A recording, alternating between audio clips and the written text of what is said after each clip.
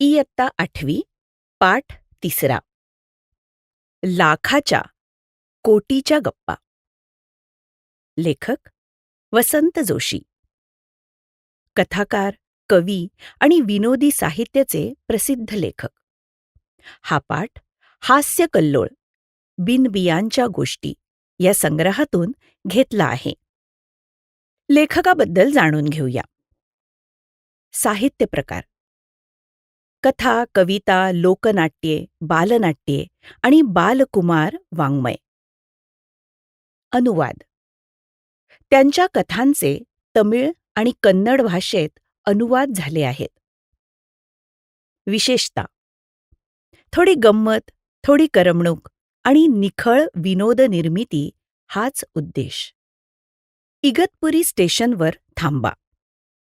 नागपूर दादर एक्सप्रेसच्या इंजिनमध्ये बिघाड झाला आणि गाडी इगतपुरी स्टेशनवर 3 तास थांबली. प्रवासी कंटाळून प्लॅटफॉर्मवर येरझाऱ्या घालू लागले. 2 प्रवासी मात्र एका दगडी बाकावर बसले. एक म्हातारा आणि एक तरुण. आणि त्यांच्या जोरदार गप्पा सुरू झाल्या. राजाची इंग्लंडला जाण्याची तयारी. पासपोर्ट व व्हिसा. राजानी पासपोर्ट मिळवला आणि व्हिसाही काढला. नवीन कपडे. 4 सूट आणि इतर कपडे टेलरने शिवून दिले. 10,000चं घड्याळ. काकांनी पिट्सबर्गहून खास आणलेलं महागडं घड्याळ. लाखो कोटींच्या गप्पा. विमान प्रवास. काका म्हणाले, 50,000 रुपये देईन. पण राजा म्हणाला, 3 वर्षांसाठी किमान 15 लाख लागतील. बंगला. स्वतंत्र बंगल्यासाठी वर्षाला 15 लाख याप्रमाणे 3 वर्षासाठी 45 लाख लागतील. मोटार. कॉलेजला जाण्यासाठी मोटार हवी. 20 लाख लागतील. काका म्हणाले, बॅगेत 80 लाख नगद आहेत. कोटींचा खजिना बँकेत. 80 लाख रुपये शेअर्सची रक्कम. बँकेत नगद 80 लाख रुपये. 40 तोळे सोनं. आईचे 40 तोळ्यांचे सोन्याचे दागिने बँकेत. 10 करोड मळ्यांची किंमत.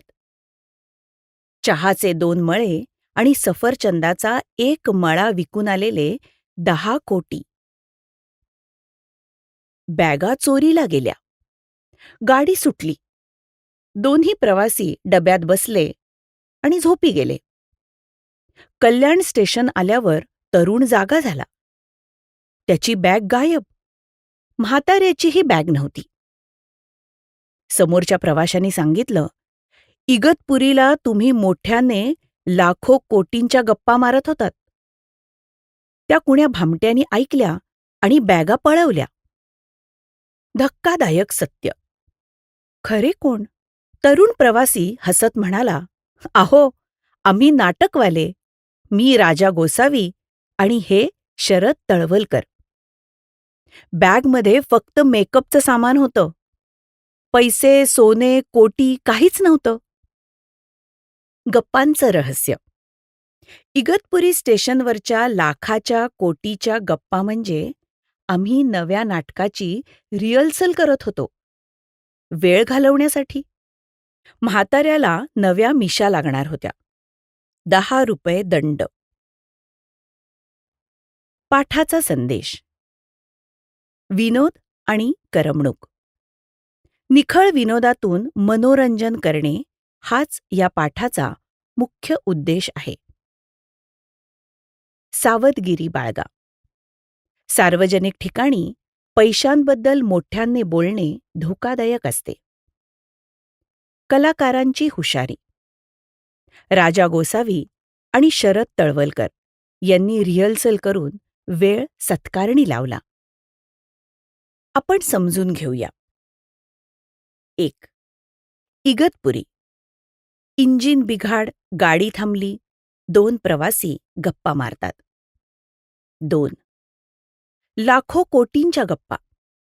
म्हातारा व तरुण मोठ्याने पैशाच्या गप्पा मारतात. 3. झोप. गाडी सुटली, दोघे झोपले. 4. कल्याण. बॅगा चोरीला गेल्या. 5. सत्य उघड. ते नाटकवाले रिहर्सल करत होते. आम्ही केवळ वेळ घालवण्यासाठी आमच्या नव्या नाटकाची रिहर्सल करत होतो. राजा गोसावी.